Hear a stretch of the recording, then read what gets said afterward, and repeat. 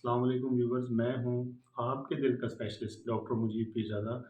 आज की हमारी बात है चिकनाई की लेवल को कम करने के लिए जो हम दवाइयाँ देते हैं, उसके ऊपर हम थोड़ी-सी बात करेंगे कि जो पेशेंट्स इसके बारे में आके बड़े कौन-कौन से ऐसे क्वेश्चन्स हैं जो कि उनके कंसर्न होते हैं और वो पूछते हैं। और हम जो जब किसी को स्टार्ट कर रहे होते हैं, तो हमारा भी कोई कंसर्न होता है स्टार्ट करने से पहले या नहीं? तो इसको हम थोड़ा-सा जो है ना हम तफ़सीलन इसके ऊपर बात करते हैं। अ, जो ये जो स्टैटिन्स हैं मतलब समझ लें कि चिकनाई को कम करने वाली दवाइयाँ हैं व्यूवर्स, इसके स्टार्ट करने की वजूहात जो है ना वो बुनियादी तौर पे अगर हम देखें तो वो 2 हैं। एक है प्राइमरी प्रिवेंशन और एक है सेकेंडरी प्रिवेंशन। प्राइमरी प्रिवेंशन ये है कि हमारे पास मरीज़ आ रहा है, उसको ब्लड प्रेशर है, उसको शुगर है और उसके खून के अंदर या चिकनाई की मिकदार ज़्यादा है, पेशेंट ओबीज़ है, पेशेंट स्मोकिंग करता है। तो इसमें भी हम जो है ना वो चिकनाई को कम करने वाली दवाइयाँ स्टार्ट कर देते होते हैं एहतियातन, क्योंकि वैसे भी जो है ना वो खून में चिकनाई जमा होने की रफ़्तार, ख़ास तौर पे खून की नालियों में जमा होने की रफ़्तार वो होती है विद द पैसेज ऑफ जो उम्र होती है, उम्र के साथ-साथ। लेकिन अगर ये रिस्क फैक्टर्स चल रहे हों मरीज़ के तो उसमें फिर और ज़्यादा स्पीड हो जाती है, तो उसको कम करने के लिए जो है ना हम ये साथ शुरू कर देते होते हैं। ये प्राइमरी प्रिवेंशन है। और सेकेंडरी प्रिवेंशन ये है कि कोई इवेंट हो गया मरीज़ को, कहीं वेस्कुलर बेड के अंदर पहले कोई जो है ना वो शरेआनें तंग हुई हुई थी, दिल का अटैक हो गया, उसको फ़ालिज हो गया है या उसके हाथ बाजू के अंदर जो है ना वो लिम्ब इस्कीमिया जिसको कहते हैं, वो हो गया है, तो उसके बाद जो हम दवाई फिर स्टैटिन शुरू करते हैं, तो वो सेकेंडरी प्रिवेंशन है कि अब हमने इसको उसी जो बीमारी हो चुकी है उसकी मज़ीद उसके जो इफ़ेक्ट्स आ चुके हैं, मज़ीद बढ़ने से हमने इसको रोकना है।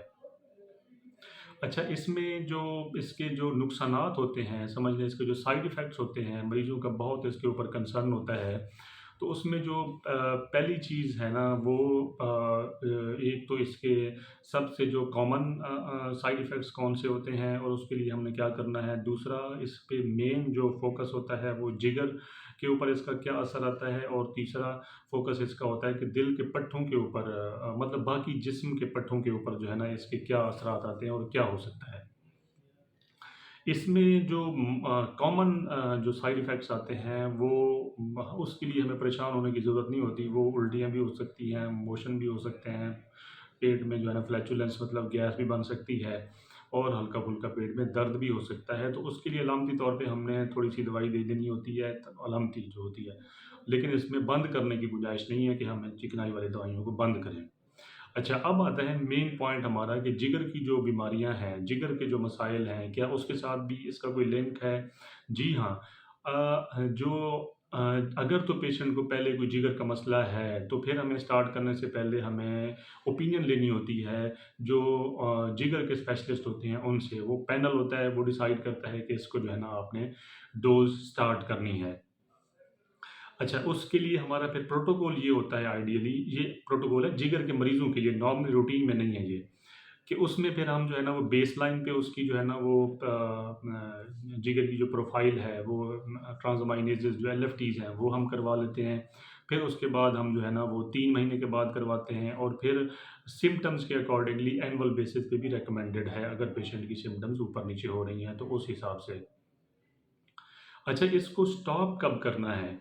इसमें अगर तो आपके जो ये जो ट्रांसअमाइनेज़ हैं मतलब ये एसजीपीटी और एसजीओटी जो है ये नॉर्मल के 3 टाइम्स बढ़ जाता है, तो इस पे फिर गाइडलाइंस कहती हैं कि हमने इसको स्टॉप कर देना होता है और फिर मोस्टली ये खुद ब खुद ही ठीक हो जाती हैं। इसके अलावा जब हम इसको स्टॉप करते हैं विदिन 2 वीक्स पेशेंट ठीक हो जाते हैं और फिर हमारे पास 2 ऑप्शन बचती हैं कि हम या तो उसी चिकनाई को कम करने वाली दवाई की लो डोज़ से स्टार्ट करें या उस ग्रुप में से कोई और चिकनाई वाली दवाई जो है ना, हम उठा लें और उसको स्टार्ट करें। ये हमारे पास 2 ऑप्शंस होती हैं। अदरवाइज़ जो है ना, अगर पेशेंट को 3 टाइम्स से कम उसकी जो है ना वो लेवल्स डिरेंज हो रहे हैं, जो जिगर के फंक्शन हैं, तो उसमें फिर कंटिन्यूएशन ही है, कोई उसमें स्टॉप करने की कोई ऐसा ज़रूरत नहीं और परेशानी की भी कोई बात नहीं होती। दूसरी बात है कि जो पट्ठे हैं, उनके ऊपर इसके असरात हैं। इसके 2 किस्म के असरात आ सकते हैं। एक माइल्जियाज़ और दूसरा मायोपैथी। पहले तो हम थोड़ा-सा इसका फ़र्क समझते हैं। माइल्जियाज़ मतलब ये है कि सिर्फ़ पट्ठों के अंदर दर्द हो रही हैं, जब हमने कोई टेस्ट करवाए तो उसके ऊपर हमें कोई ऐसी चीज़ नहीं मिली।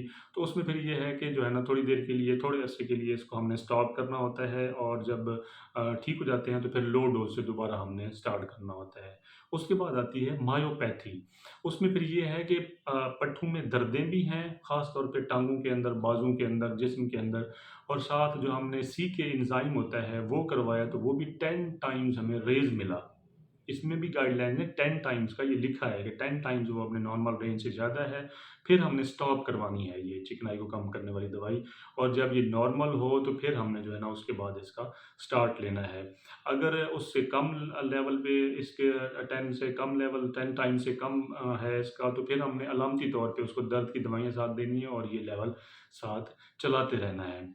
तो इसमें जो है ना हमारा कंसर्न इसी बुनियाद पे होता है कि हम जो है ना वो कोई लीवर की डिज़ीज़ ऑलरेडी है तो हमें इसके बारे में थोड़ा सोचना होता है, अदरवाइज़ हमने हर मरीज़ को चलानी है क्योंकि इसके इफ़ेक्ट्स बहुत ज़्यादा हैं।